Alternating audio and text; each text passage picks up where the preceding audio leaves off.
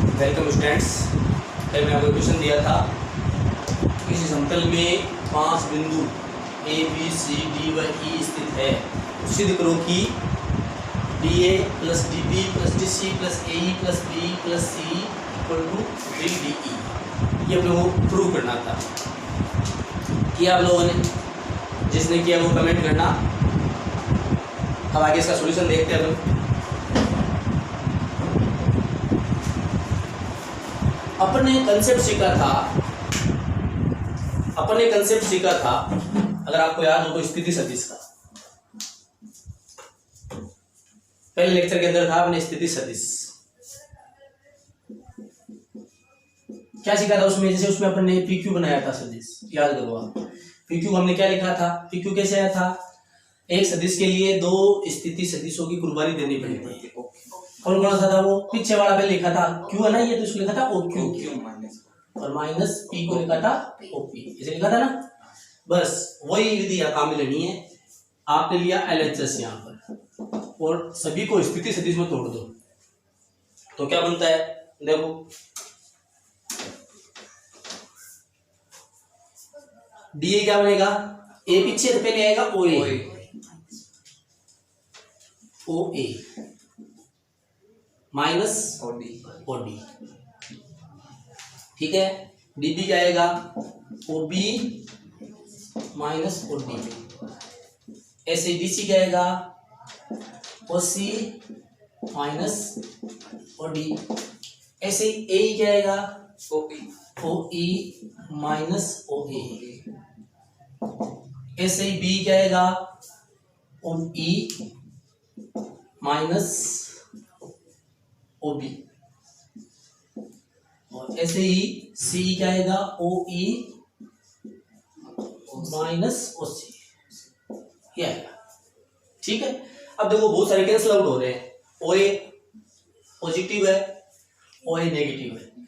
और कौन cancel out हो रहा है? देख लो, OB पॉजिटिव, OB नेगेटिव और OC पॉजिटिव, OC नेगेटिव। अब जो बच गया उसको देख लो आप बस। ये क्या है?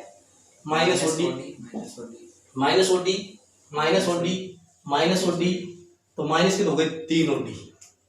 और OE देख लो, OE देखते हैं, प्लस का OE प्लस का OE प्लस का OE, 3 हो गए OE। तो OE प्लस का पहले लिख देता हूँ 3 OE और OD माइनस के तो गए माइनस के 3 OD। इनमें से कॉमन क्या रहा है? 3। क्या बच गया? OE minus OD। 3 बढ़ाइए, OE माइनस OD, ये दोनों वापस देखो स्थिति सदिश है। स्थिति सदिश से मैं सदिश बनाना चाहता हूं तो कैसे बनेगा? पहले पीछे वाला OD का क्या काम में लेंगे? D। आगे वाला E क्या बन गया? D आ गया, ठीक है। Equal to R। इसको जल्दी से नोट कर लो, उसके बाद में आगे बढ़ते हैं अपन। अगला कंसेप्ट है अपने विभाजन सूत्र।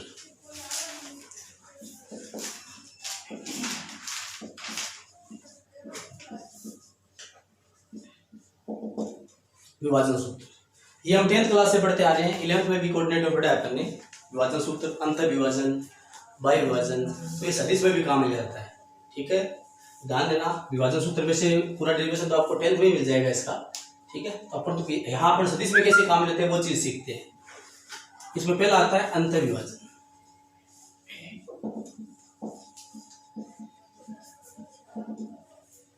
अंतर विभाजन में क्या होता है? नाम से पता चलता है वैसे आपको। जैसे ये कोई दो बिंदु है, ठीक है। कुछ नाम दे दो इसको, जो भी देना चाहें। चलो मैं इसको नाम दे दूं A, इसको नाम दे दूं B। 2 बिंदु है। अंतर विभाजन का मतलब क्या होता है? इन दोनों बिंदुओं से एक रेखाखंड बन गया। अब इस रेखाखंड को कोई तीसरा बिंदु है जो इसके 2 हिस्से कर रहा है। वो बिंदु यहाँ भी हो सकता है, यहाँ भी हो सकता है, यहाँ भी हो सकता है, यहाँ भी हो सकता है, मतलब इसके अंदर स्थित होगा। उसको ये अंदर मान लो यहाँ हो गया सपोजिट, इसको मैं नाम दे दिया C, ठीक है। इस रेखाखंड के क्या हो गए? 2 हिस्से, 2 टुकड़े हो गए। ये जो 2 टुकड़े हैं ना, इन 2 टुकड़ों का जो अनुपात है वो कहलाता है M1 अनुपात M2। ये अपन 10th में पढ़ के आ चुके हैं ये चीजें सब, ठीक है। सी लेता हूं मैं यहाँ। अच्छा, अब क्या होता है, अब अपन ये तीनों बिंदु कहीं ना कहीं ग्राफ में स्थित होंगे, चाहे 3D ग्राफ में हो चाहे 2D ग्राफ में हो, कहीं ना कहीं स्थित होंगे। स्थित होंगे तो मूल बिंदु भी होगा। अब मूल बिंदु से इनकी अपन को क्या देखना होती है, पोजीशन, स्थिति देखनी होती है। तो वहां से क्या बनाएंगे, स्थिति सदिश। अब सपोजिट मूल बिंदु यहाँ है, ऐसे मान लो एक बार के लिए, यहाँ मान लो मूल बिंदु है ओ, तो स्थिति सदिश क्या क्या बना, ये क्या बना ओए, ये क्या बना ओसी, ये क्या बना ओबी। तो ये मानो आप ये दोनों बिंदु आपके पास में गिवन है, ये बिंदु वो है जो इसके दो टुकड़े कर रहा है, इस बिंदु, ये बिंदु चाहिए मुझे, तो मैं कहता हूँ ये बिंदु चाहिए, तो आप 10 को निकाल देते। अब मैं उसे ऐसे बोल दूं इस बिंदु का मुझे स्थिति सदिश चाहिए, तो आपको पता होगा स्थिति सदिश और बिंदु एक ही बात है, क्योंकि हमने जैसे बिंदु था 2 3 4, मान लो इसको हमने स्थिति सदिश में कन्वर्ट कैसे किया था, 2i 3j 4k। अब मैं कहता हूँ ये स्थिति सदिश है, इसको वापस बिंदु बढ़ाओ, क्या बढ़ाओगे 2 3 4 बना सकते हैं, क्या दिक्कत है। तो बिंदु स्थिति से अपन एक ही बात मान के चलते हैं। तो यहाँ पर चाहे बिंदु कौन सा स्थिति सदिश को, बात वही है, तो कंसेप्ट वही से उठ के आएगा। तो ये अपने स्थिति सदिश क्या हुआ, वो किस बिंदु के लिए, ए बिंदु के लिए, ये क्या हुआ ओ बी, और ये क्या हुआ ओ सी। अब वो 10th वाला फॉर्मूला आपको याद होगा। अब जो बीच में बिंदु है वो अपन निकालते थे, याद है क्या आपको, उसमें अंत में बीच वाला बिंदु निकालते थे। अब बीच वाले बिंदु का मैंने नाम क्या दिया, सी। अब सी का में सदिश बिंदु क्या बनेगा, ओ सी। तो डायरेक्ट अपने यहां से निकालेंगे ओ सी बराबर ओ सी इक्वल टू, हाँ क्या करते थे उसमें 10th में अपन ये वाला अनुपात लेते थे, याद होगा आपको, और उधर वाला बिंदु लेते थे, ठीक है। फिर इधर वाला अनुपात लेते थे, उसके साथ इधर वाला बिंदु लेते थे। अब बात स्थिति सदिश की है, तो अपन इधर वाला अनुपात लेंगे m1 x2 लेते थे, याद है आपको m1 x2। तो x2 नहीं, अब हम सदिश की बात कर रहे हैं, स्थिति सदिश की, तो क्या लेंगे OB, तो m1 के साथ OB प्लस m2 के साथ इधर वाला सदिश ओए अपॉन m1 प्लस m2। ये फॉर्मूला आपको ध्यान रखना है, ठीक है। ये आपके अंतर विभाजन का है। जब दो सदिशों के स्थिति, दो बिंदु के स्थिति सदिश आपको दिए हुए हैं और उसके बीच में कोई तीसरा बिंदु है, उसका आपको स्थिति सदिश चाहिए, उस केस में अपने ये फॉर्मूला काम में ले सकते हैं, अंतर विभाजन, ठीक है। अंतर विभाजन में एक चीज बनती है मध्य बिंदु।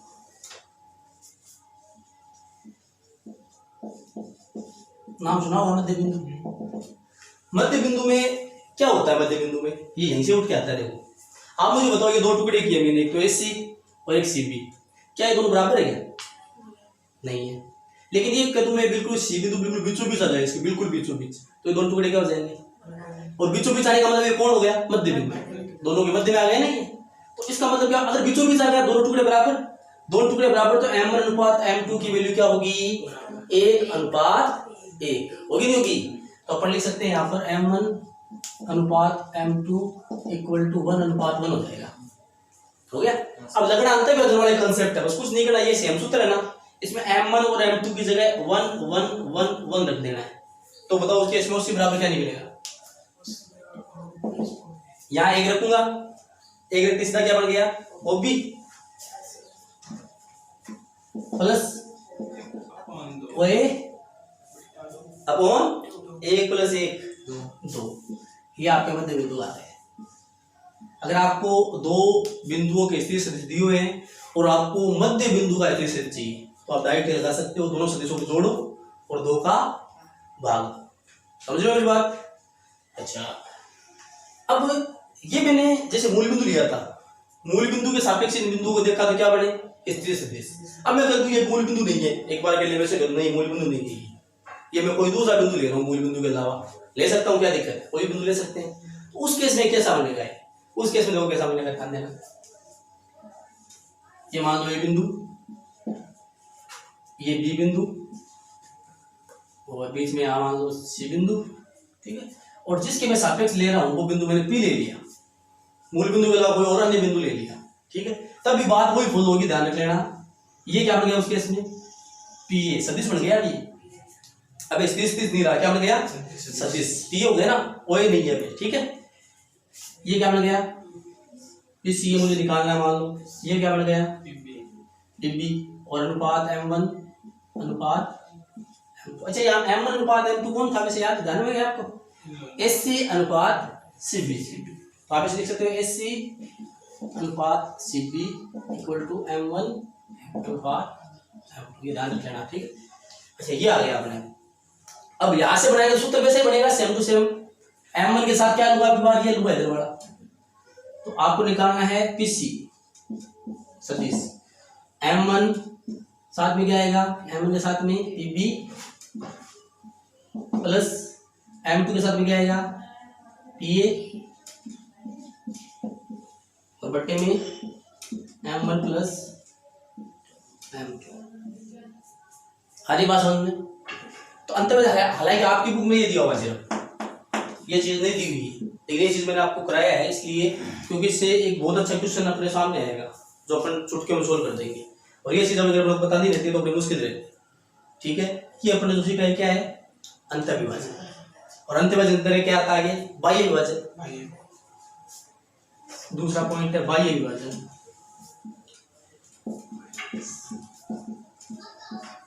बाह्य विभाजन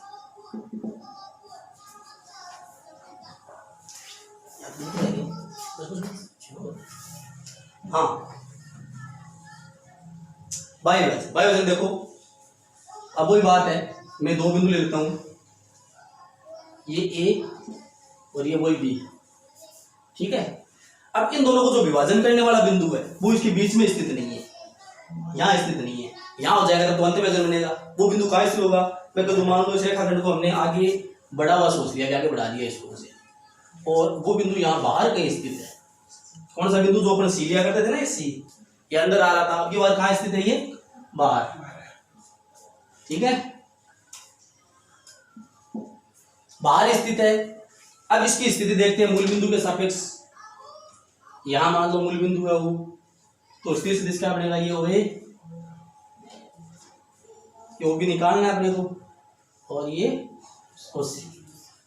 M1 अनुपात M2 कौन है इसमें बताओ, M1 अनुपात M2 कौन हो गया, SC। हाँ क्योंकि देखो यहां पर गौर से देखना आप, A और B कौन थे, जो बिंदु अपने पास उपलब्ध थे पहले से। C कौन था, विभाजन करने वाला बिंदु। तो A को लिया विभाजन करने वाले बिंदु के साथ बोलो C, और B को लिया विभाजन करने वाले बिंदु के साथ बोलो CB। समझ गए बात, यहाँ वो बात फॉलो होगी। यहाँ अपने पास में दो बिंदु है और B है, विभाजन करने वाला बिंदु कौन है, C। तो A के साथ क्या किसको लेंगे, C को, फिर B के साथ किसको लेंगे, BC को। तो आपके हो गया SC अनुपात BC, M1 अनुपात, यानी अब की बात ये और ये इन दोनों का अनुपात है, इस पूरे का इस छोटे से के साथ अनुपात है। और यहाँ किसका अनुपात था, ये अनुपात ये, तो ये चेंजेस है, ध्यान रखना दोनों में, ठीक है। तो अब बताओ इसका क्या बनेगा, अपन OB निकालते हैं तो बात वही फॉलो होगी, OB बराबर M1, फॉर्मूला सेम ही फॉर्म में आएगा, ठीक है। अब क्योंकि बाहर निकल जाए नेगेटिव में आ जाएगा ये, ठीक है। और ये चीज अपन सीख के भी आए थे, क्या बन गया M1 सॉरी OC को निकाल रहा है, OC हाँ M1 साथ में क्या आएगा OB आएगा ना, माइनस यहाँ पर क्या जाएगा माइनस M2 और अपॉन M1 माइनस M2। समझ रहे मेरी बात, चलो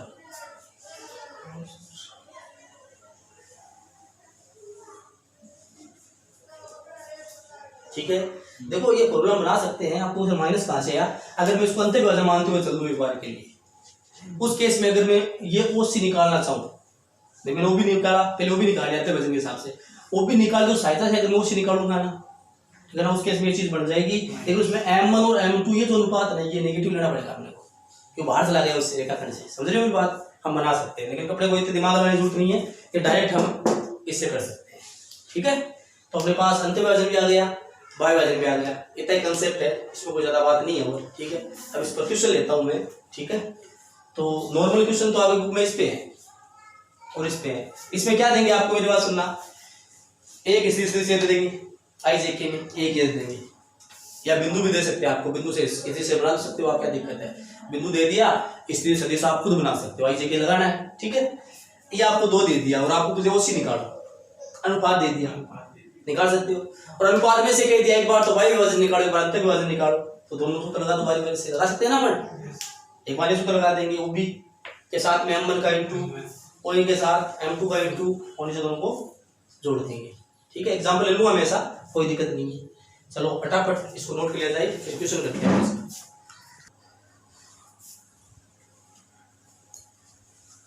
अब देखिए ये अपने सी का, इसी में अगर मैं कह दूं ये सी बिल्कुल बिल्कुल बीचों बीच में सी जो है, उस केस में क्या बन जाएगा ये मध्य बिंदु। और अगर मध्य बिंदु ये बन गया तो ये दोनों दूरी क्या होगी, समान।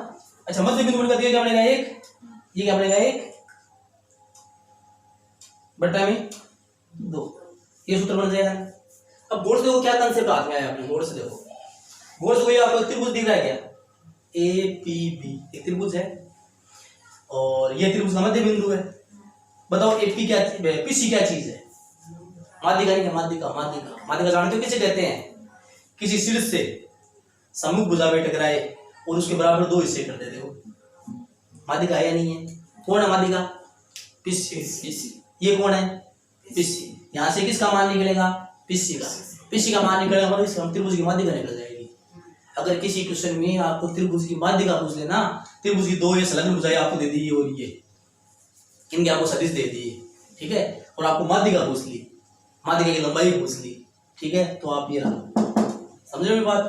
अभी क्वेश्चन लेंगे अपन ऐसा, उससे पहले इस पर एक दो छोटे मोटे क्वेश्चन ले लेते हैं।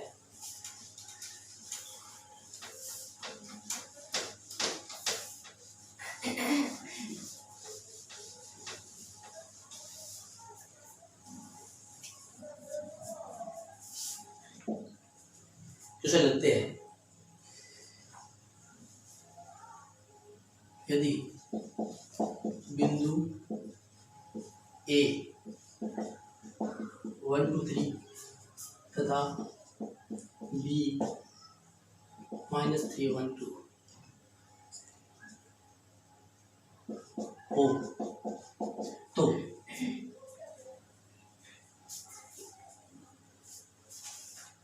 इन दोनों बिंदुओं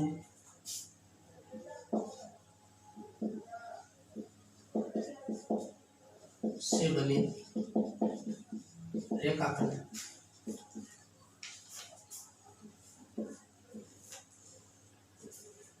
का,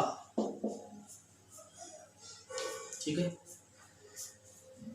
पहली बात मध्य बिंदु याद करो। दूसरी बात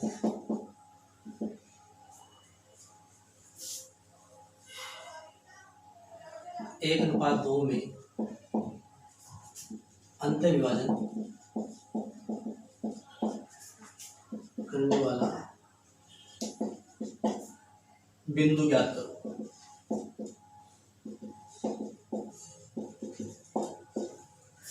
तीसरा पॉइंट, 1:2 में बाह्य विभाजन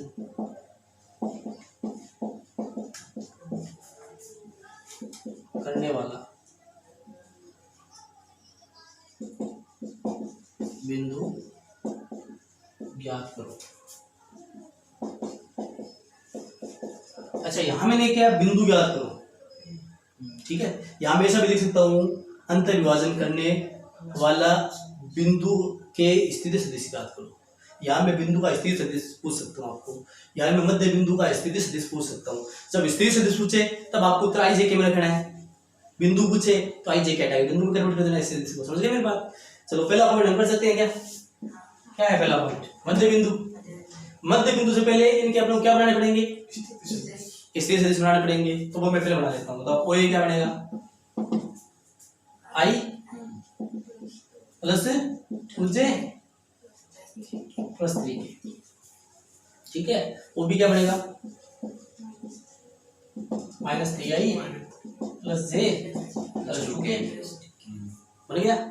अब मान लो कि मध्य बिंदु C है, ये मान लेता हूँ मैं एक बार के लिए, तो अपन क्या निकालेंगे, OC। OC बराबर क्या हो गया मध्य बिंदु के लिए, OB प्लस OA बटा 2। क्या आपको OB और OA लिख दोगे, इन दोनों को जोड़ना आता है ना, OB plus OA, O B और ओ जोड़ना आता है अपने को, मैं डायरेक्ट जोड़ के लिख दूं क्या? बताओ भाई, ओ ए में ये आई है, इसमें -3 है, क्या बन गया 2i माइनस का, इसमें 2j, इसमें j है 3j, इसमें 3 के, इसमें 2 के, 5 के बट्टा 2। अरे बात समझ में? अच्छा, ये अपने जो है ना सब इस दो को सेपरेट कर लो, तीनों के नीचे सेपरेट भी कर सकते हैं, 2 के नीचे 2 लिखा, 3 के नीचे 2 लिखा, 5 के नीचे 2 लिखा, तो ये अपने जो है ये क्या चीज है? मध्य बिंदु का स्थिति सदिश। और अगर मैं मध्य बिंदु की बात करूं तो इसको मान लो सेपरेट करता हूं मैं, 2 और 2 कट गया तो -i, 3/2 j, 5/2 के। अब अगर i j के हटा दूं तो बिंदु क्या बना? मध्य बिंदु। बताओ, -1, 3/2, 5/2, ये लो, ये आ गया। समझ में आ रही बात आपकी? दूसरा पॉइंट क्या है?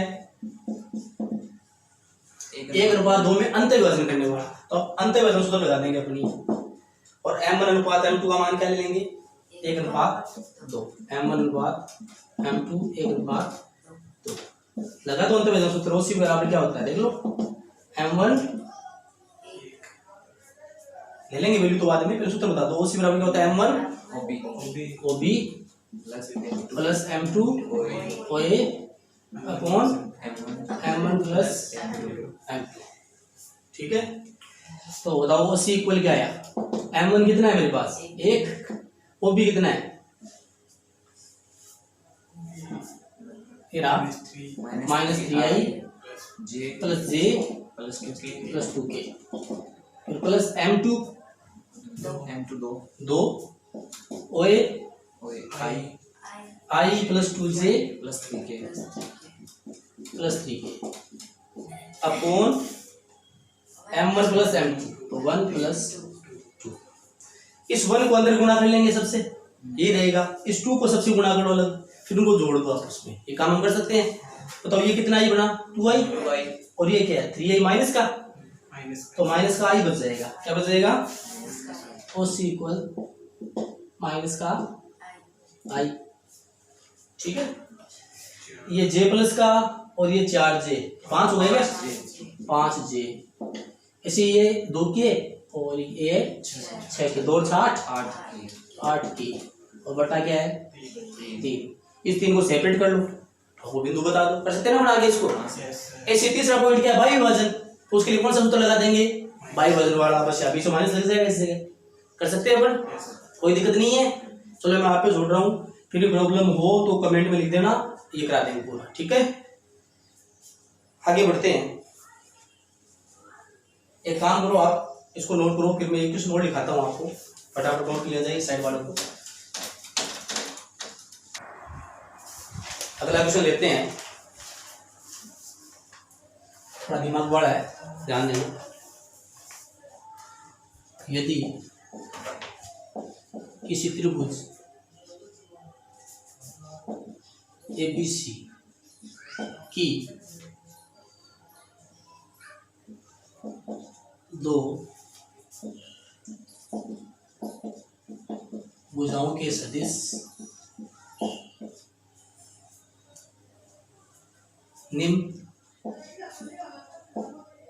है, मैं कह दूं AB इक्वल 7i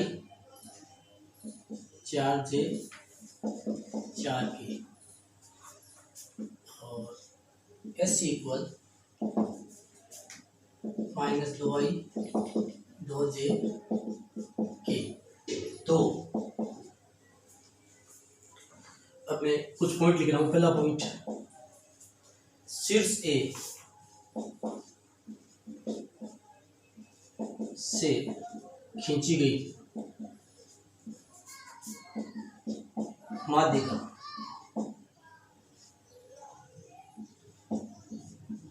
की लंबाई बताओ, पहली बात। दूसरी बात, शीर्ष B से खींची गई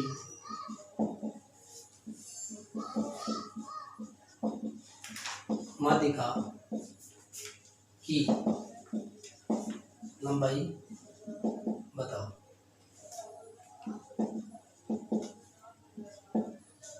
तीसरा पॉइंट, कोण ए के अंतः कोणर्धक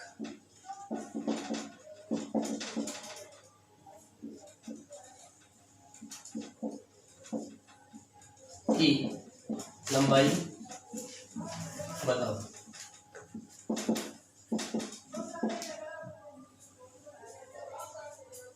चौथा पॉइंट,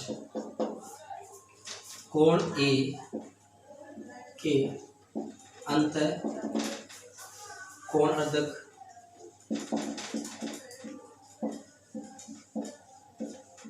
के अनुदिश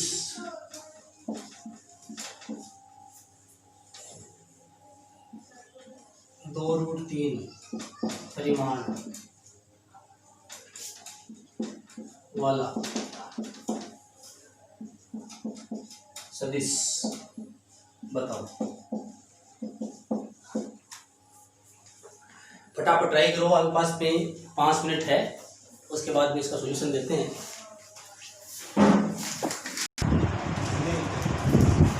जिसके हुआ वो कमेंट में लिखना, 1-2 पॉइंट कोई से भी हुए हैं आंसर लिखना आपने। आगे बढ़ते हैं अपन सॉल्यूशन की तरफ। देखो ये सिर्फ ए से खींची गई माध्यिका, यहाँ तक तो ठीक है। दूसरा क्या है, सिर्फ बी से खींची गई माध्यिका, ठीक है। तो यहाँ का प्रश्न निकाल देंगे, यहाँ पहुँचे गड़बड़ हो जाएगी। इससे पहले इसके लिए तैयारी करके रखेंगे। अपन तैयारी करते हैं, ट्राइंगल बना लेते हैं, फिर आगे पॉइंट पे पढ़ेंगे। ये ट्राइंगल है, नाम दे दो ए बी सी। बताओ ए बी सदिश क्या है? 7i - 4j + 4k। और ए सी क्या है? -2i 2j +। मेरे पास ये दोनों सदिश है। अच्छा, इसका नाम क्या है? ए बी बोले तो ए से बी की तरफ तीर का निशान लगा दो, सही है। इसका नाम क्या है? ऐसी नाम दे रखा है अपने को, तो ए से सी की तरफ लगा। अब ये मुझे एक बात दो, ये ए से सी की तरफ है, ये ए से बी की तरफ है। अगर मैं इसको बी से ए की तरफ लिख दूँ तो कोई फर्क पड़ेगा क्या? तीर का निशान में यहाँ से हटा के इधर लगा दूँ, कोई फर्क पड़ेगा? चिन्ह बदल जाएगा।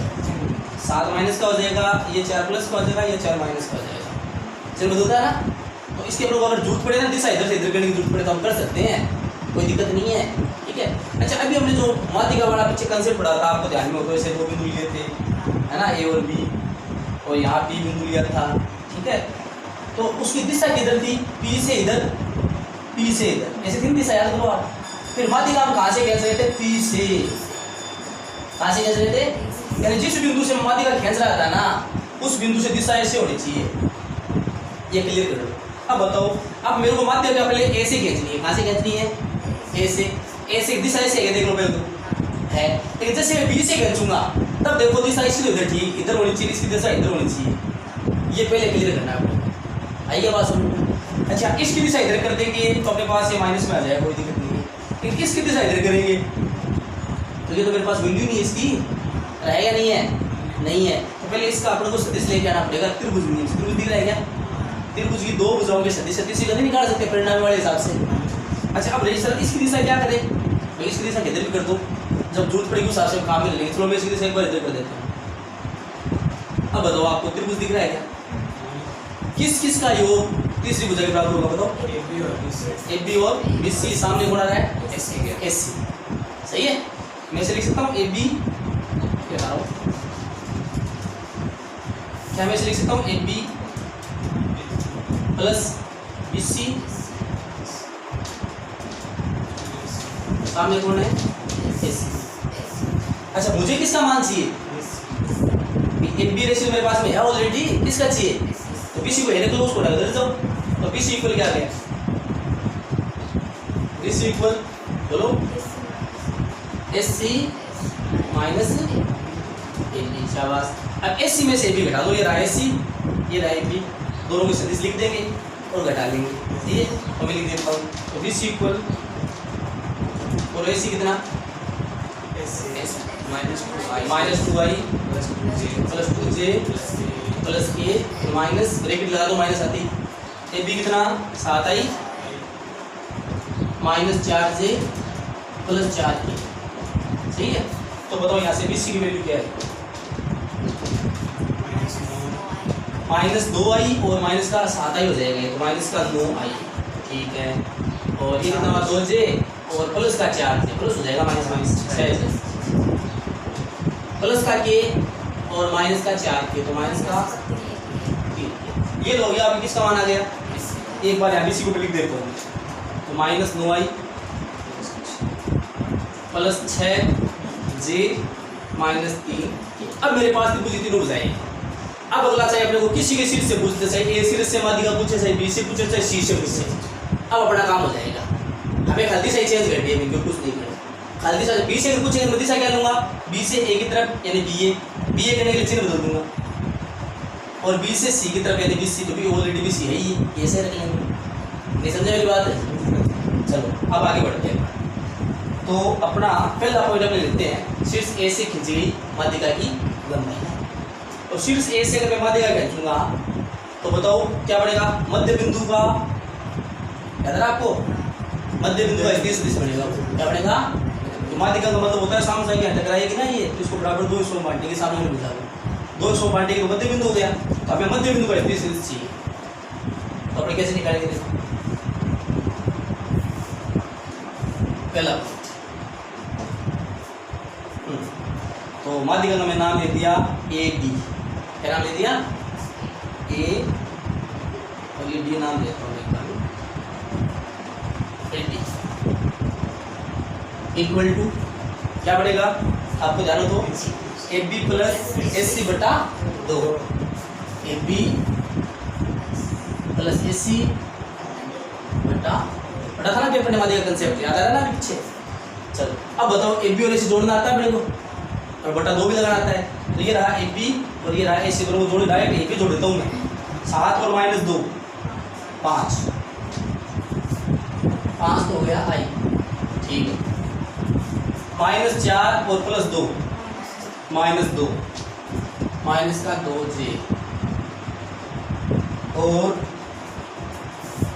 प्लस 4 और प्लस 1 प्लस का 5k।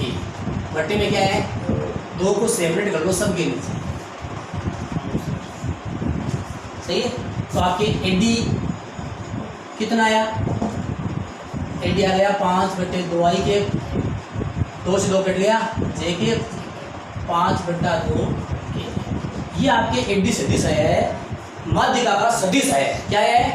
माध्यिका का सदिश। और हमें क्या पूछा पहले पॉइंट में? माध्यिका की लंबाई। सदिश से लंबाई कैसे निकलती है? याद है आपको? सदिश से लंबाई निकालने का मतलब उसका परिमाण निकालना। सिखाया था ना मैंने आपको? तो ये लो लंबाई एडी का परिमाण। सही है। बोलो भाई क्या बना एडी का परिमाण? √ के अंदर 5/2 का स्क्वायर माइनस 1 का स्क्वायर और 5/2 का स्क्वायर। 5/2 का स्क्वायर माइनस 1 का स्क्वायर 5/2 का स्क्वायर। इसको अपन सोल्व कर लेंगे। जितना भी बढ़ता है, जो भी बढ़ता है, जैसे बढ़ता है वो बढ़ाएं इस पर। समझे मेरी बात? चलो कितना ही बढ़ता। चलो आगे दूसरे पॉइंट तरफ बढ़ते हैं। दूसरा पॉइंट क्या कह रहा है? शीर्ष बी से खींची गई माध्यिका। अब आप एक बार फिर उसको बी से देखो। यहाँ बी पे खड़े हो तो बी पे दिशा कितनी होनी चाहिए इसकी? बी ए, यहाँ से बी सी और बटा 2, और वो किसके बराबर आ जाएगा? बी ई कह देता हूँ, मान लीजिए बी। क्या है ये? बी। समझिए मेरी बात? तो बी बराबर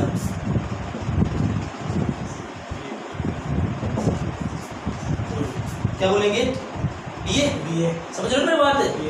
अरे त्रिभुज में ये त्रिभुज है ए बी सी, मुझे अगर बी से माध्यिका खींचनी है तो ये बी से दिशा ऐसी होनी चाहिए, ये और ये दिशा ऐसी होनी चाहिए। तो ये बन गया बी ए और बी सी बटा 2। समझ रहे हो मेरी बात? तो अपन बनाएंगे बी ए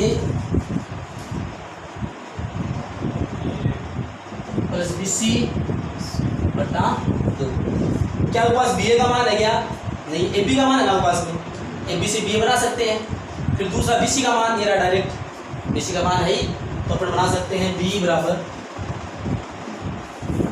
बोलो बी ए का मान कितना हुआ? चिन्ह बदल के बोल दो। -7i माइनस का 7i प्लस का 4j और माइनस का 4k। प्लस BC कितना है, BC ये रहा, BC हमने निकाला था माइनस 9i माइनस का 9i प्लस 6j माइनस का 3k और बटा क्या है 2। बोलो यहाँ से हम निकाल सकते हैं क्या, यहाँ से कौन आ जाएगा बी से आपको बी की लंबाई चाहिए, क्या बी की लंबाई निकाल सकते हो, परिमाण इसका यहाँ से जो भी आएगा वो आपका आंसर होगा। आ रही बात समझ में। चलो 2 पॉइंट हो गए। तीसरा पॉइंट, कोण ए के अंतःकोणोर्धक। ये अंतःकोण इसलिए लगाया क्योंकि त्रिभुज के देखो त्रिभुज में कितने कोण होते हैं, त्रिभुज में कितने कोण होते हैं, 6 होते हैं, 3 अंतःकोण 3 बाह्य। समझ रहे बात, 6 कोण दिए जाते हैं, वैसे अपन 100/3 ही करते हैं, अंतःकोण 100 होते हैं अपन, इसलिए मैं स्पेशल अंतःकोण नाम नहीं लिखूँ ना यहाँ पर, तो क्वेश्चन गलत हो जाता है क्योंकि कई लोग उसको बाह्य कोण सोचने लग जाए तब। समझ रहे बात, त्रिभुज में 6 कोण होते हैं, 6 में 3 अंतःकोण होते हैं, 3 बाह्य कोण होते हैं। तो मैं अंतःकोण की बात कर रहा हूँ, त्रिभुज के अंतःकोण उसकी बात कर रहा हूँ। समझ रहे बात। चलो कोण ए के अंतःकोणोर्धक की लंबाई बताओ। अंतःकोणोर्धक जानते हो क्या आप, कोणोर्धक क्या होता है, जो कोण के बराबर 2 हिस्से कर दे, कोण को समद्विभाजित कर दे। ठीक, तो इसके लिए मैं यहाँ कर लेता हूँ तीसरा पॉइंट, यहाँ डायग्राम बना लेता हूँ, मैं वापस त्रिभुज ले लेता हूँ एक बार के लिए, जो मेरे पास बनाने वाला त्रिभुज था ABC। अंतःकोणोर्धक किससे चाहिए, ए से चाहिए ना मुझे, ए से चाहिए दिशा ये होगी भाई, ये ध्यान रखना। समझ रहे मेरी बात है, दिशा ये तो होगी अगर मेरे को ए से अंतःकोणोर्धक चाहिए। अच्छा, अंतःकोणोर्धक वो होता है जो इस कोण के बराबर 2 हिस्से करता है।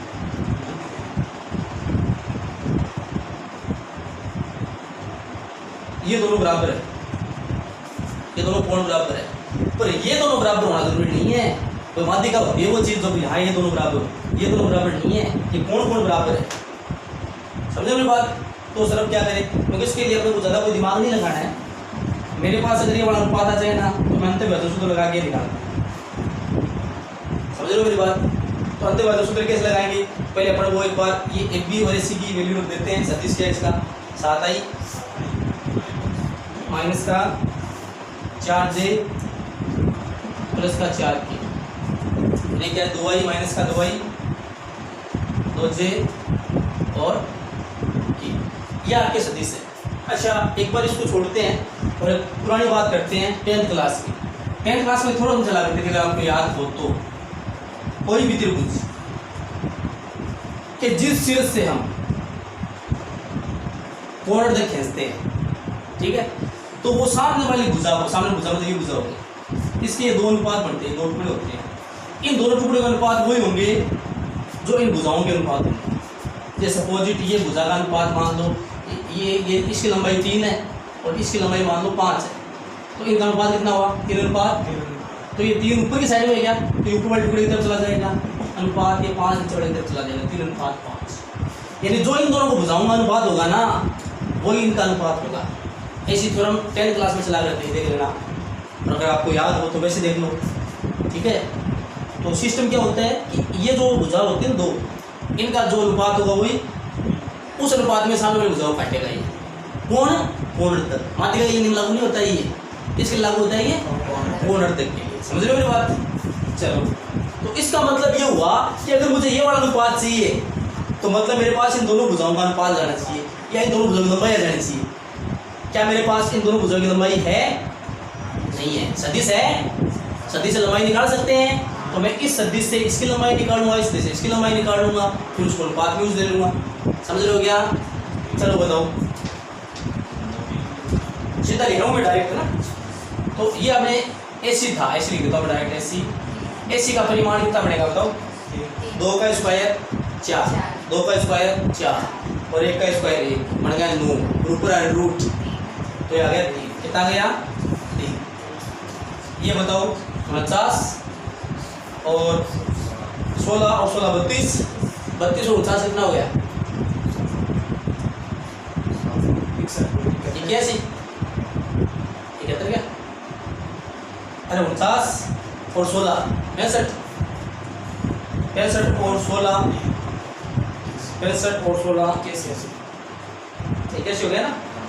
81। तो ये 81 और 81 का कितना हो गया 9।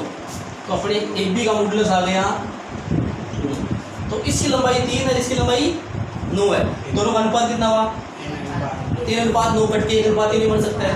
ये चाहो तो आप 3:9 लिख दो और चाहो तो काट के 1:3 लिख दो। तो मेरे पास अनुपात आ गया है। अब गौर से देखो, ये रेखाखंड है क्या बी और सी, ये बिंदु बीच में नहीं आ रहा है क्या, और मुझे ये इसका सदिश चाहिए मान लो। तो ये सदिश चाहिए तो अंत बदलेगा नहीं लेगा, ये बीच में है इसके, और 21 अनुपात में बांट रहे हैं 1:3 के अनुपात। समझ रहे हो मेरी बात। तो अब अपन निकालते हैं एडी इक्वल m1। याद रखो m1 अगर मैं इसको मान रहा हूँ तो इस साथ में काम में क्या लूँगा, ये वाला इधर वाला एडी प्लस m2 AC बटा m1 प्लस m2। तो बोलो क्या बना भाई, एडी इक्वल m1 बोले तो 1 के साथ AB, ये रहा है कि आपकी 7i minus 4j plus 4k, ये प्लस m2 कितना है 3, और AC कितना है 2i माइनस का प्लस का 2j और प्लस का k बटा m1 प्लस m2 1 प्लस 3। समझ रहे हो। तो बोलो भाई क्या बनाई, कितना बना देख लो आप। तो एडी को ला गया, एडी को ला गया 7 इंटू करेंगे ना 1 से 7i और माइनस का 6i, तो आपके बच गया i, ठीक है, माइनस का 4j और ये हो गया प्लस का 6j, तो प्लस का 2 बच गया, और ये हो गया 1 से गुणा करेंगे 4k और ये है 3k, 4 और 3 7k, और नीचे क्या बना 4 सब में सेपरेट कर दो, तो ये हो गया 1/4, ये हो गया 2/4, ये हो गया 7/4। क्या आप एडी का मॉडुलस निकाल सकते हो क्या, तो ये इसकी लंबाई आ जाएगी। देखो इसकी भी लंबाई चाहिए, लंबाई का मतलब परिमाण, मॉडुलस निकालना है। समझ रहे हो मेरी बात। अब आप पूछ रहे चौथा पॉइंट, तो घबराने की जरूरत नहीं है। चौथा पॉइंट क्या है, कि अंतःकोणोदक के अनुदिश का मतलब उसकी दिशा में, समांतर नाम नहीं दिया हमने, उसकी दिशा में दे दिया है 2√3 परिमाण वाला। कितने परिमाण वाला, अब यहाँ से मैं अगर 2√3 हटा दूँ और 1 लिख दूँ, 1 परिमाण वाला सदिश याद करो। 1 परिमाण वाला सदिश का मतलब क्या होता है, सदिश बोला है मैंने एक बार मैंने लंबाई नहीं बोली है। सदिश याद करो, कितने लंबाई वाला 2√3, एक बार 2√3 बोल दो और मैं कहता हूँ 1 लंबाई वाला सदिश याद करो। 1 लंबाई वाला सदिश कौन होता है, कई सदिश। तो आपके पास 80 है क्या, चौथा पॉइंट, अरे 80 है क्या, तो ये जो भी 80 है उस 80 का आपको केव निकालना आता है, एक सदिश निकालना आता है। 80 कहाँ था, 80 कहाँ था, ये रहा 80। क्या आपको इस 80 का एक सदिश निकालना आता है, सदिश बटे सदिश का परिमाण निकाल आता है ना। तो वो हो गया 1 परिमाण वाला सदिश। हमें कितने परिमाण वाला चाहिए, ये जो आएगा ना 80 का केव, उसको 2√3 से गुणा कर दो, कितने परिमाण वाला हो जाएगा। तो इसका मतलब आपको ये निकालना है 2√3 80 का केव निकाल सकते हो आप। 80 का केव उसको 2√3 से इंटू कर दो, तो आप चौथा पॉइंट क्लियर हो जाएगा। फिर भी कोई परेशानी हो आप कमेंट में लिख देना, बता देंगे, ठीक है, नोट किया जाए फटाफट।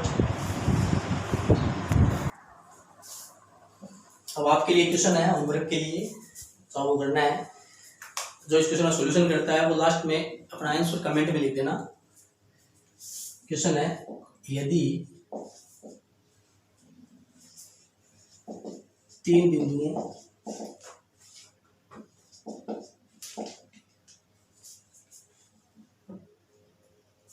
तीन सैरिक बिंदुओं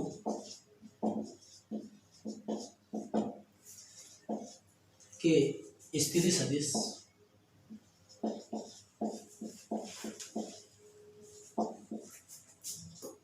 ए, बी तथा सी इस प्रकार है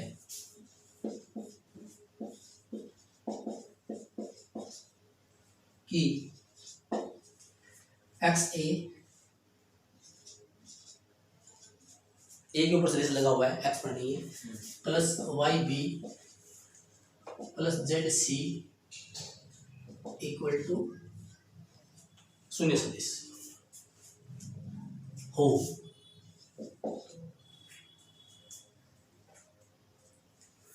तथा एक्स वाई तथा जेड सभी एक साथ शून्य नहीं हो, तो x plus y plus z का मान क्या करो।